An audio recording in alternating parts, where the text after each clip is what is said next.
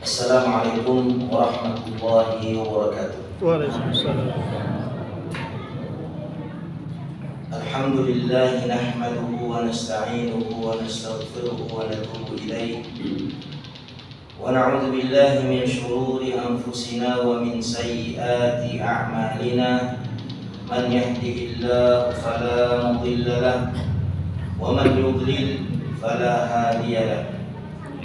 Asyhadu an la ilaha illallah wahdahu la syarika lah wa asyhadu anna Muhammadan 'abduhu wa rasuluh wa safiyyuhu wa khaliluh sallallahu alaihi wasallam wa ala alihi wa sahbihi wa man sara ala nahjihi ila yaumiddin, amma ba'd.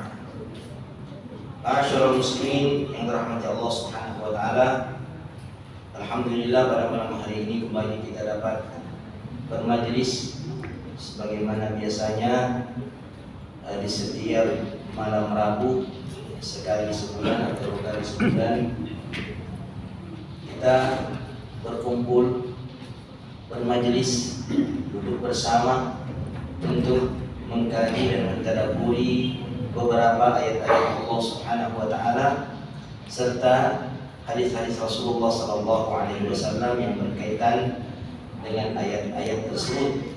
Kita lakukan ini karena kita meyakini bahwasanya mentadabburi Al-Quran dan mempelajarinya adalah sesuatu yang diperintahkan oleh Allah Subhanahu wa taala yang mesti dan harus kita lakukan sepanjang hidup kita di dunia ini. Dan ilmu itu akan kita bertanggungjawabkan kelak pada hari kiamat nanti.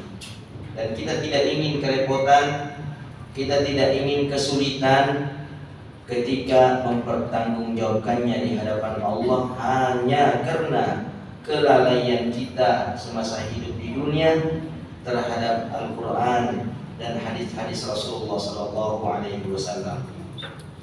Ayat yang sering kita angkat untuk mengingatkan dan memotivasi diri kita agar kita terus bersungguh-sungguh di setiap waktu dan di setiap saat mempelajari Al-Quran dan Sunnah adalah firman Allah yang terdapat dalam surah Shad ayat ke-29.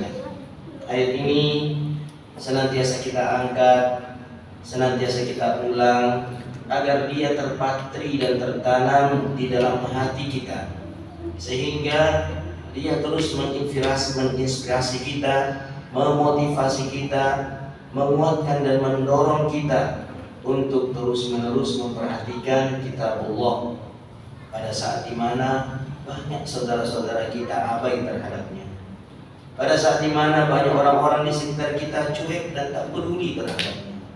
Berbulan-bulan bahkan bertahun-tahun berlalu hidupnya, dia tidak pernah memperhatikan Al-Quran yang berada di sekitarnya. Allah Subhanahu wa taala berfirman, A'udzu billahi minasyaitonir rajim.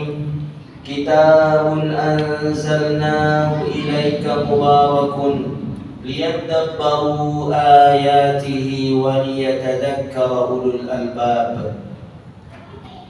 Kitabun, kitab Al-Quran, anzalnahu, telah kami turunkan dia ilaika kepadamu wahai Muhammad, liyadabbaru ayatihi, agar mereka menghayati, mentadabburi ayat-ayatnya. Jadi tidak hanya sekedar dibaca, tidak hanya sekedar diimani. Alhamdulillah, keimanan terhadap kitab Allah Al-Quran sudah menjadi keyakinan kita. Seluruh kaum muslimin, lelaki wanita, orang Arab non-Arab, semua meyakini ketika dia menjadi seorang muslim bahwa Al-Quran adalah kalamullah. Al-Quran adalah petunjuk Allah Subhanahu wa ta'ala. Namun sebagaimana definisi Ahlus Sunnah tentang iman, iman itu kan bukan hanya sekedar sebatas keyakinan belaka yang terhunjam dan terpatri di dalam hati, tetapi iman itu juga mesti dibuktikan dengan sikap perbuatan. Kalau kita beriman kepada Al-Quran, maka keimanan kita terhadap Al-Quran mesti kita wujudkan, mesti kita aplikasikan. Salah satu di antara aplikasi dan wujud iman kepada Al-Quran, selain daripada membacanya, selain daripada menghafalnya, maka kita harus mentadabburinya. Liyadabbaru ayatihi, agar mereka menghayati dan mentadabburi ayat-ayatnya. Maka kita mesti bertanya kepada diri sendiri, gak perlu bertanya kepada orang lain. Kita harus menginstruksi diri, gak perlu orang lain.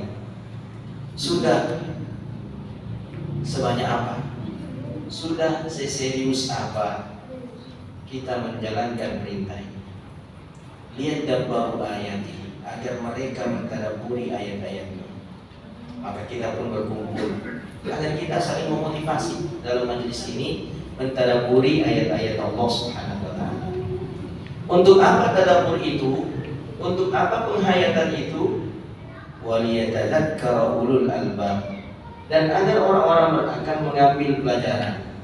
Mesti ada pelajaran yang kita petik dari apa yang kita hayati dan kita tadabburi dari ayat-ayat Al-Quran.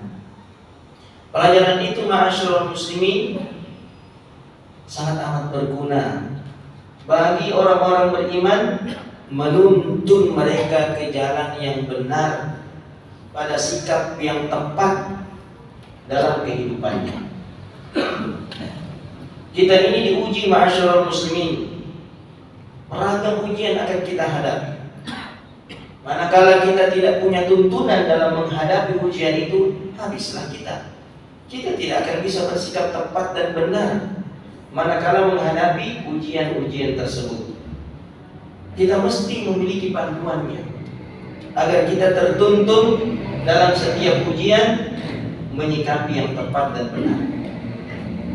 Kalau kita buka surah Al-Insan ya, mulai dari ayat pertama, kedua dan ketiga, Allah Subhanahu wa taala berfirman, "Hal ata 'alal insani hinun minad dahri lam yakun syai'an madhkura.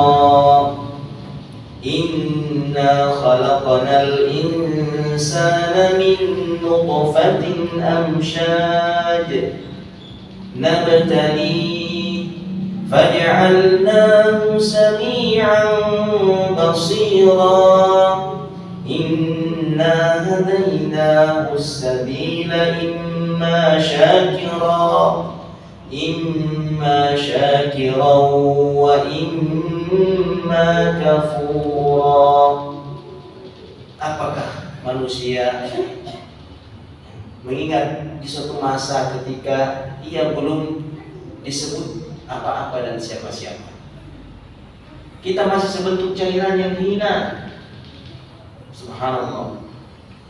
Lalu dari cairan yang hina yang terpancar itu Allah menciptakan kita. Inna khalaqnal insana min nutfatin amsyajin. Sesungguhnya kami menciptakan manusia itu dari air yang terpancar. Untuk apa kita diciptakan? Nabtali, agar kami menguji mereka. Maka kita dalam kehidupan dunia ini akan senantiasa menghadapi ujian demi ujian dari Allah Subhanahu wa taala sebagai konsekuensi dari kehidupan itu sendiri. Kita diciptakan hanya untuk diuji. Maka karena kita mau diuji, Allah menciptakan untuk kita perangkat yang dapat membuat kita sadar bahwa kita diuji. Apa perangkatnya? Faja'alnahu sami'an basira. Maka kami pun menjadikan dia sami'an, mendengar, basiran, melihat. Fungsi penglihatan dan pendengaran agar kita dapat mengetahui tuntunan, panduan, sehingga kita dapat selamat manakala menghadapi ujian-ujian tersebut. Namun sayang ma'asyiral muslimin, orang-orang yang Allah jadikan mendengar, jadikan melihat, ternyata ada yang tidak menggunakan pendengaran dan penglihatannya. sehingga dia menjadi kufur mengingkari syariat agama Allah, mengingkari ketaatan dan kepatuhan kepada Allah.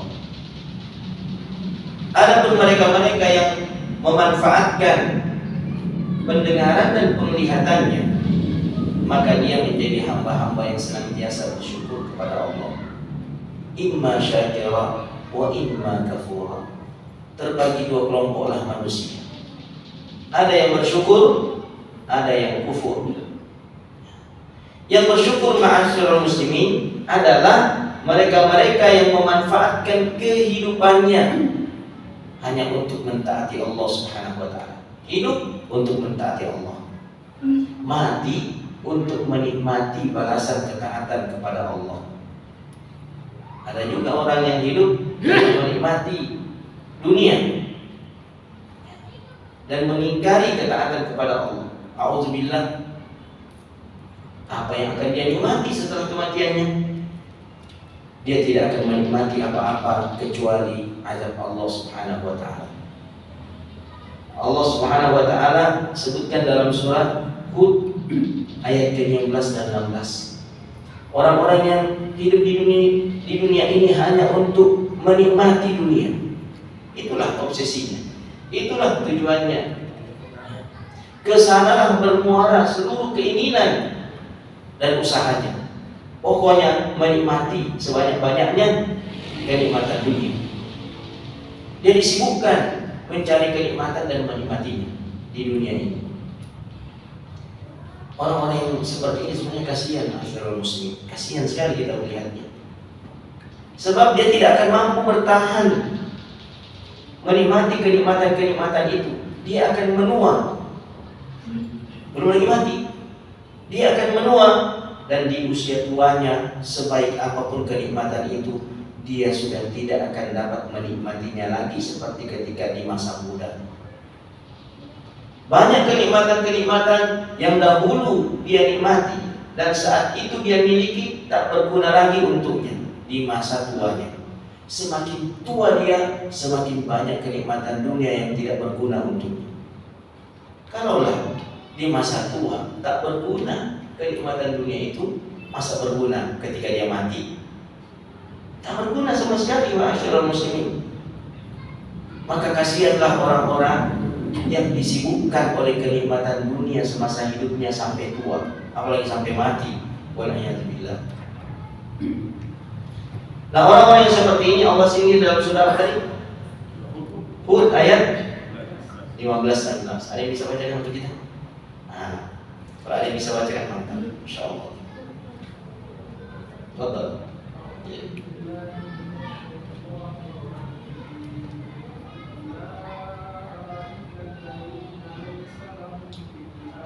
15-nya dulu.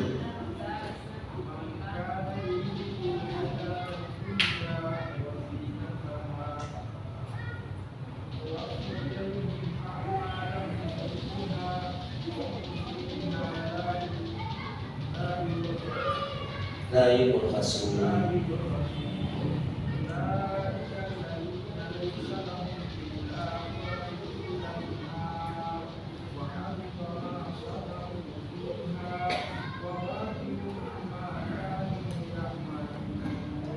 Ya. Perhatikan ayat ke-15-nya ya. Ayat 15-nya. Man kana yuridul hayatad dunya wa zinataha. Barang siapa yang menginginkan kehidupan dunia dan perhiasannya. Dia hanya menginginkan kehidupan dunia dan perhiasannya. Nuwaffi ilaihim a'malahum fiha. Kerja-kerjanya kata Allah, usahanya dan perjuangannya untuk mendapatkan dunia dan kenikmatannya, Allah akan sempurnakan balasannya. Allah balas. Anda mau jabatan, Allah kasih jabatan sesuai dengan perjuangan Anda untuk mendapatkan jabatan itu, sesuai dengan kerja keras dan pengorbanan Anda untuk mendapatkan jabatan itu, Allah kasih jabatan. Anda mau apa lagi dari kehidupan dunia dan kenikmatannya? Rumah, dia berjuang, dia bersungguh-sungguh bekerja keras dengan sepenuh tekad dan kesungguhannya, Allah berikan balasannya secara sempurna. Allah kasih dia rumah, bukan satu rumah yang dia miliki di dunia ini, 5 ma'asyiral muslimin, di tempat yang berbeda. Ada orang punya rumah di mana? Ada? Ada kan? Ada. Baru istrinya cuma 1 lagi. Apa saja dari kenikmatan dunia kalau dia sungguh-sungguh perjuangkan, bekerja keras untuknya, Allah berjanji, Allah kasih dia. Waffi ilaihim a'malan fiha wa hum fiha la yubkhasun. Di dunia ini dengan usaha dan kerja kerasnya, Allah tidak akan kecewakan dia. Allah tidak rugikan dia. Tapi ayat 16-nya gimana?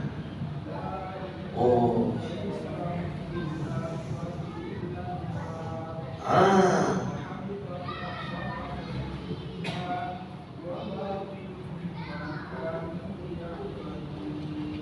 Ulaika, mereka-mereka yang hidup seperti itu di dunia ini.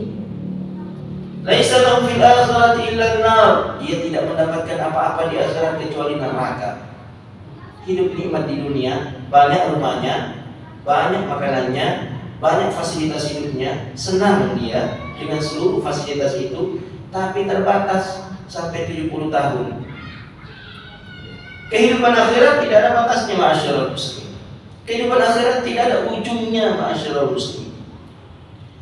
Lalu bagaimanakah gerangan keadaan orang yang pada kehidupan abadi justru dia sengsara dan merana, justru dia tersiksa? A'udzubillah. Ini adalah kerugian yang nyata, ma'asyiral muslimin. Orang-orang beriman tidak seperti itu manhajnya, tidak seperti itu metodenya di dalam menyikapi kehidupan dunia ini. Dia diwanti-wanti oleh Allah, kamu jangan terlena, kamu jangan tertipu dengan kehidupan dunia ini yang memang adalah tipuan belaka. Kehidupan dunia dengan seluruh kenikmatannya itu hanyalah tipuan belaka, ma'asyiral muslimin. Dia bukanlah kenikmatan sejati dan hakiki. Banyak orang lain menilainya sebagai kenikmatan sejati dan hakiki, maka dia pun memperjuangkannya seperti apa yang dia yakini. Karena dia yakini bahwa dunia ini adalah kenikmatan hakiki, maka perjuangannya nggak main-main. Usahanya untuk kenikmatan dunia nggak main-main dia. Kesungguhannya nggak main-main. Lantas dia menganggap kehidupan akhirat itu kehidupan yang nggak ada artinya. Makanya nggak usahanya untuk akhirat. Mau sholat apa adanya. Kalau ada kesempatan, baru dia mau sholat. Ke masjid, subhanallah, diangkat jalan ke masjid itu jalan yang susah, jalan yang berat, jalannya orang-orang yang ketinggalan zaman. Alhamdulillah. Semua hal-hal yang berbau akhirat dipandang remeh sama dia. Baca Al-Quran, oh ketinggalan zaman mas. Sekarang kita ini koran, bukan lagi koran, ini majalah, bukan lagi majalah. Apa lagi? Sosmed, TikTok dan segala macam variannya. Itu yang keren. Itulah setiap saat yang dia pandangi, dia lihat, dia tekuni. Adapun Al-Quran, auzubillah, keadaannya persis seperti apa yang diadukan oleh Rasulullah dalam surah Al-Furqan ayat 30 itu. Ketika mereka menyikapi Al-Quran, benar-benar seperti itu keadaannya. Rasulullah mengatakan diabadikan di dalam Al-Quran. Allah pun mengabadikan pengaduan Nabi-Nya Muhammad SAW di dalam Al-Quran terkait dengan sikap kaum dan umat ini terhadap Al-Quran. Allah berfirman, "Wa qala ar-rasul ya rabbi inna qaumi ittakhadhu hadzal qur'ana mahjura." Dan berkatalah Rasulullah Muhammad SAW, "Inna qaumi, ya Rabb, wahai Tuhanku, inna qaumi, sesungguhnya kaumku, ittakhadhu hadzal qur'ana, telah menjadikan Al-Quran ini mahjuran." Apa diterjemahkan situ? Diabaikan. Mahjuran, diterlantarkan. Mahjuran, dijauhi atau dijauhkan. Subhanallah, kita dapat menyaksikan realita apa yang diadukan oleh Rasulullah di sekitar kita. Semoga itu bukan kita. Kalau kita masuk di dalamnya, habislah kita. Kita juga termasuk orang yang diadukan oleh Rasulullah kepada Allah. Kalau kita dalam kehidupan ini senantiasa cuek terhadap Al-Quran, senantiasa tak peduli dengan Al-Quran, maka orang-orang yang selama ini cuek terhadap Al-Quran, mesti dia baca ayat ini. Surah Al-Furqan ayat 30, akan dia berhati-hati. Jangan sampai dia nanti tergolong orang yang diadukan oleh Rasulullah SAW karena sikapnya terhadap Al-Quran yang cuek, tak peduli, dan senantiasa menelantarkannya. Kenapa kira-kira orang menelantarkan Al-Quran? Kenapa? Bukan karena dia tidak meyakini kalau dia muslimnya, bukan karena dia tidak meyakini bahwa ini adalah kitab suci, bukan karena dia tidak meyakini bahwa ini adalah kitab Allah, bukan karena dia tidak meyakini bahwa Al-Quran itu agung, Al-Quran itu mulia. Pasti kalau dia muslim, dia akui dan dia yakini bahwa Al-Quran adalah kitab suci dan kitab yang agung, adalah kalamullah, adalah tuntunan kehidupan, adalah penyelamat. Pasti dia yakini kalau dia muslim. Namun kadang sikapnya tidak sesuai dengan keyakinannya. Dia tidak mensucikannya, dia tidak mengagungkannya, dia tidak menjadikannya sebagai petunjuk. Kenapa kira-kira? Sibuk dan terlena dengan dunia dan kenikmatannya. Itu di situ. Sibuk dan terlena dengan kehidupan dunia karena dia bekerja, karena dia pegawai, karena dia pebisnis, karena semuanya tentang urusan dunianya. Itulah yang melenakan dia. Maka Allah mewanti-wanti orang-orang beriman agar jangan sampai terlena dengan kehidupan dunia. Anda perhatikan surah Luqman ayat 33. Surah Luqman ayat 33. Nasihat ini kepada seluruh manusia, dan khususnya kepada orang-orang beriman. Karena orang Al-Quran ini menjadi hudan lil muttaqin, ya kan? Dalam surah Al-Baqarah ayat kedua, menjadi petunjuk bagi orang-orang yang bertakwa. Maka ini petunjuk bagi kita, meskipun sapaannya itu untuk seluruh manusia. Ya ayyuhan nasu taqu rabbakum wakhshaw yawman la yajzi walidun an waladihi wala mauludun huwa jazin an walidihi syai'a inna wa'dallahi haqq فلا تغرنكم الحياة الدنيا ولا يغرنكم بالله الغرور. Wahai sekalian manusia, bertakwalah kalian kepada Tuhan kalian, dan takutlah kalian pada suatu hari di mana ayah tidak bisa menolong putranya, dan sebaliknya seorang putra tak bisa menolong ayahnya. Sesungguhnya janji Allah itu benar, maka janganlah kalian diperdaya, janganlah kalian ditipu, janganlah kalian dilenakan oleh apa? Apa yang pertama disebutkan? Dunia, bukan setan. Setan itu urutan kedua disebut oleh Allah Subhanahu wa taala pada ayat ini.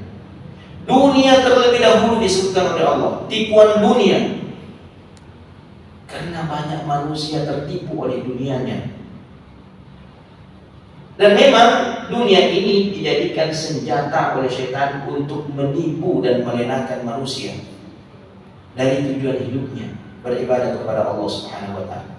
Dunia telah dijadikan oleh setan sebagai senjata utamanya menipu manusia, dan betapa banyak manusia termakan oleh tipuan setan yang menggunakan dunia.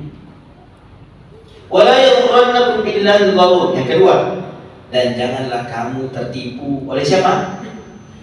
Setan. Baru urutan kedua, ma'asyiral muslimin, setan. Tipuan setan disebut.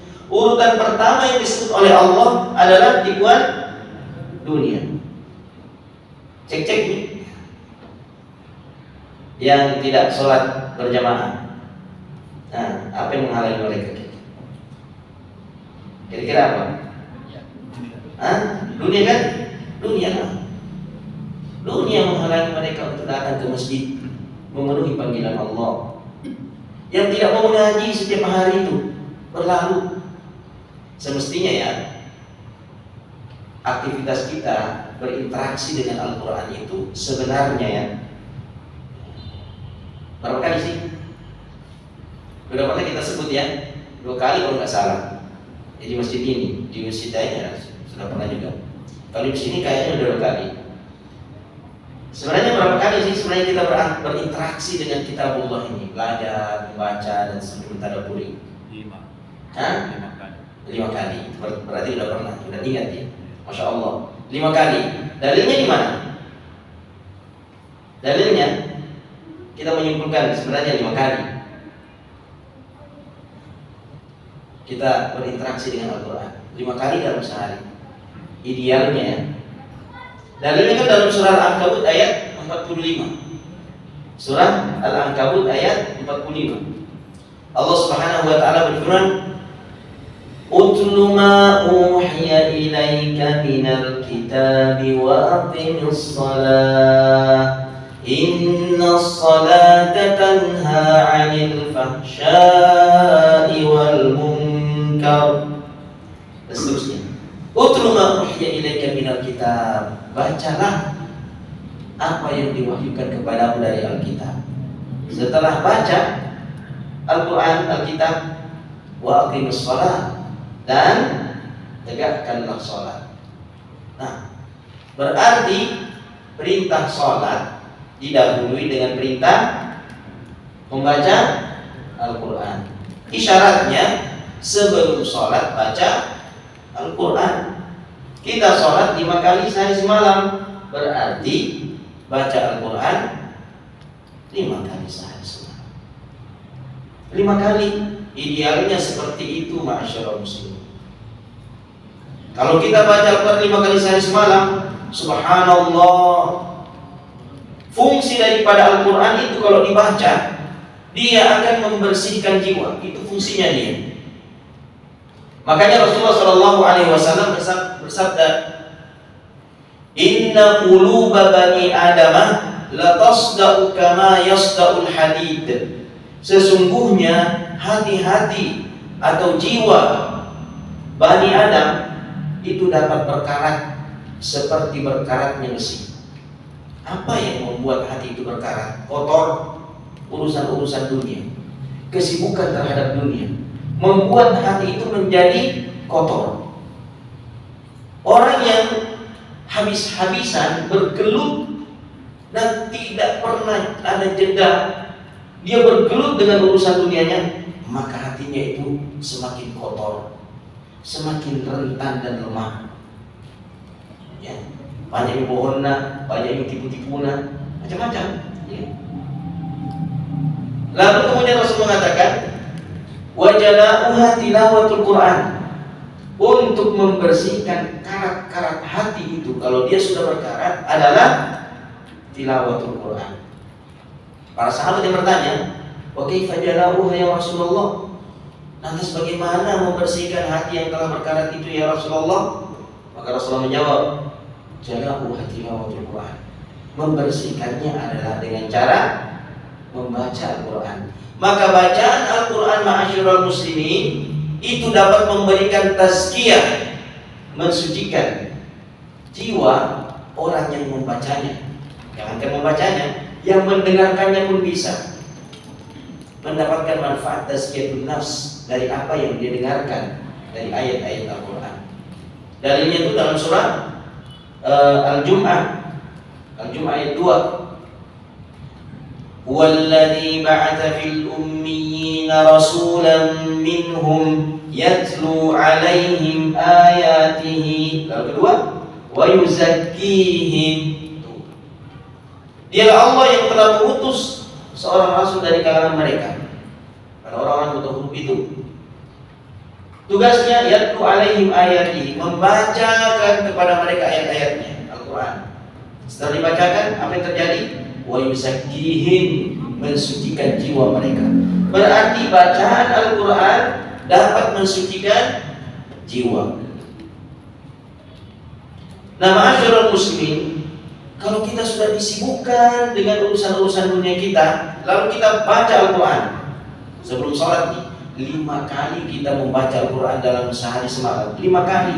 Proses itu terulang secara simultan. Subhanallah, bagaimana gerangan efeknya di dalam hati. Bersih hati ini, masyaallah muslim. Bersih insyaallah. Kalau hati sudah bersih, kira-kira mau gak nyerempet-nyerempet dosa? Maka sholat yang datang setelahnya benar-benar memberikan efek yang luar biasa. Apa efeknya sholat?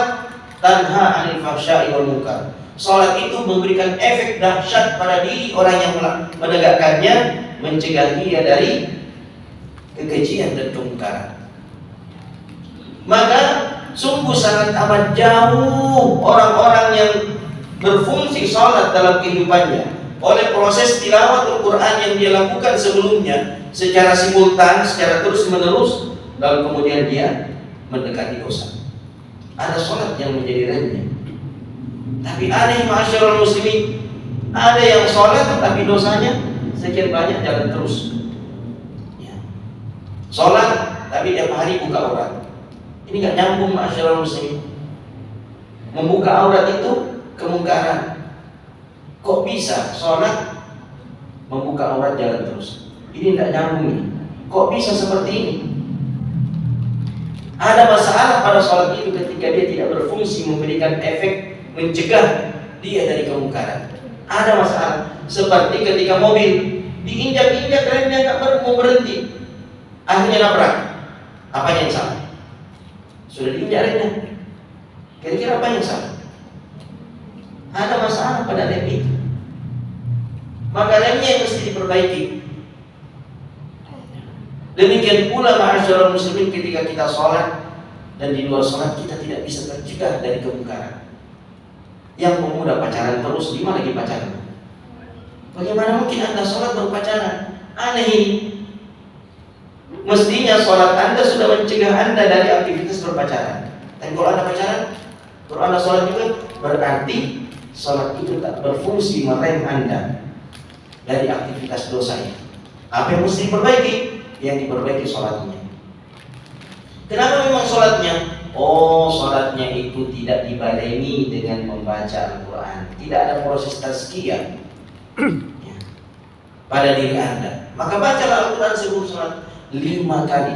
Coba kita lakukan ini ma'asyiral muslimin. Setiap kita hendak sholat, kita baca Al-Quran baik-baik, kita baca, kita tadabburi, kita hayati, kita petik pelajaran yang kita baca.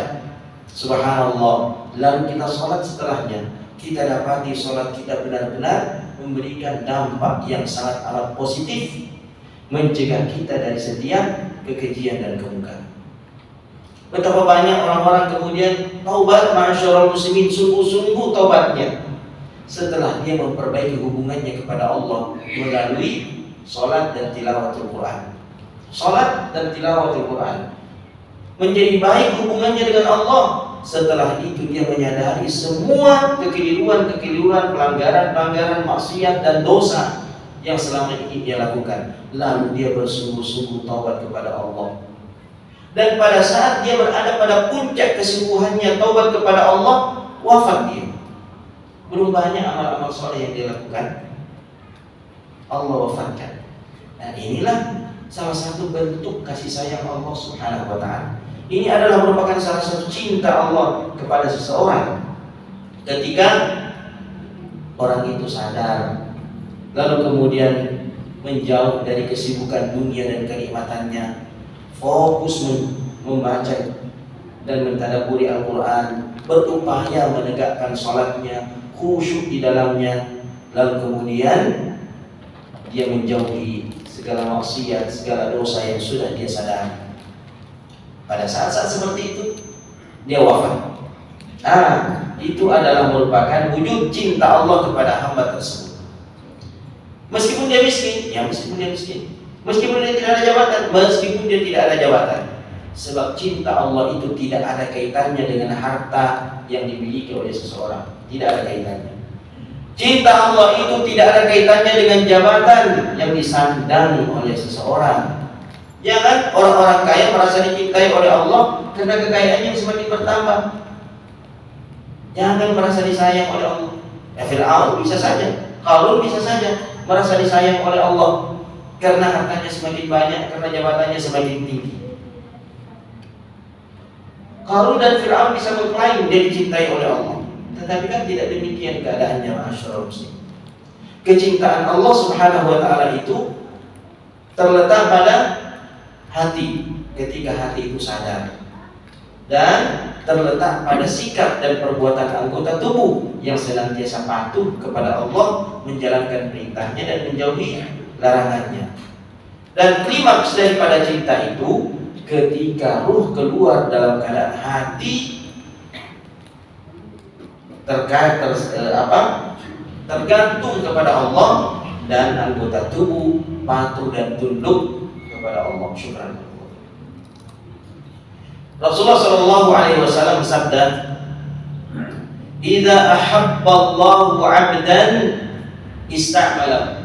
Dalam riwayat yang lain kalimatnya berubah, as-salam. Maknanya sama. Maka para sahabat bertanya, "Wa kaifa yasta'miluhu ya Rasulullah?" Qala, "Waffaqahu ila 'amalin shalihin hatta idza 'amilahu qabada 'alaihi." Jika Allah telah mencintai seorang hamba, maka Allah akan mempekerjakan hamba itu, menjadikannya karyawan, ista'mal. Atau dalam riwayat as-salam, Allah akan memadui hamba itu. Maka para sahabat bertanya, bagaimana Allah menjadikan hamba itu sebagai pekerjanya, sebagai pegawainya? Apa maksudnya melumurinya madu? Maka Rasulullah menjawab, maksudnya adalah waffaqahu ila amalin salih. Allah senantiasa memberikan taufik kepada hamba itu untuk melakukan amal saleh. Terus diberikan taufik, amal saleh, amal saleh. Baina yaday mautih, dalam riwayat yang lain, menjelang detik-detik kematiannya. Ya, sebulan sebelum mati, sadar dia. Subhanallah, aktif dia salat berjamaah, khusyuk dia dalam salatnya. Dia tinggalkan semua dosa-dosa, ada kesadaran yang kuat di dalam hatinya. Dia membaca Al-Quran. Sebulan lagi nih jadwal hidupnya dia. Dia akan mati. Menjelang kematiannya Allah berikan taufik. Hatta idza 'amilahu qabada 'alaihi, sehingga pada saat dia sedang melakukan amal soleh itu, Allah wafatkan dia. Sementara sholat wafat, sementara puasa wafat, sementara tilawatul Quran wafat, sementara ta'lim wafat, sementara khutbah wafat. Ada kita lihat orang sementara sholat wafat? Ada. Banyak atau sedikit? Sedikit. Sementara baca Al-Quran wafat? Ada? Ada. Banyak? Sedikit. Sementara puasa, sholat, wafat? Ada. Jumlahnya banyak atau sedikit? Sedikit. Sedikit, ma'asyiral muslimin.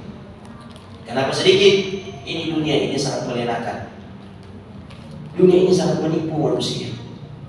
Maka kita diwanti-wanti oleh Allah, jangan sampai kita terlena dengan kehidupan dunia kita yang akan kita tinggalkan. Kerja boleh, kerja, tapi jangan kebablasan kerjanya. Dagang boleh dagang, Allah perintahkan kita untuk berdagang. Ya, Allah perintahkan kita untuk berusaha. Habis sholat lagi, wa idza qudiyatis shalat fantashiru fil ardh. Terus ngapain? Wa btaghu min fadlillah. Habis sholat silakan. Bekerja, cari karunia Allah Subhanahu wa taala. Tapi jangan kebablasan. Begitu Allah panggil kembali ke masjid, datang lagi. Asalkan kita di masjid. Ini yang penuhin Jumat penuh sekali masjid. Asalnya gimana? Penuh lagi? Enggak penuh lagi, ma'asyarul, sudah sibuk dengan dunianya, kebablasan dia. Sehingga dia tidak kembali ketika Allah memanggilnya di waktu asar. Dia enggak kembali ketika waktu maghrib. Nanti dia kembali ketika dia sudah terbujur kaku. Bukan sholat, dia disolati. A'udzubillah. Ma'asyiral muslimin yang dirahmati Allah Subhanahu wa taala. Semoga ayat-ayat yang telah kita tadabburi ini, ada beberapa di antaranya, dan hadis-hadis Rasulullah SAW yang kita pelajari ini dapat memberikan kesan positif di dalam hati kita, sehingga hal itu memotivasi kita untuk senantiasa bersungguh-sungguh mentadabburi, mempelajari dan menghayati ayat-ayat Al-Quran minimal 5 kali sehari semalam. Demikian kita tutup dengan doa kafaratul majlis. Subhanakallahumma wa bihamdik, asyhadu an la ilaha illa anta, astaghfiruka wa atubu ilaik. Wassalamualaikum warahmatullahi wabarakatuh.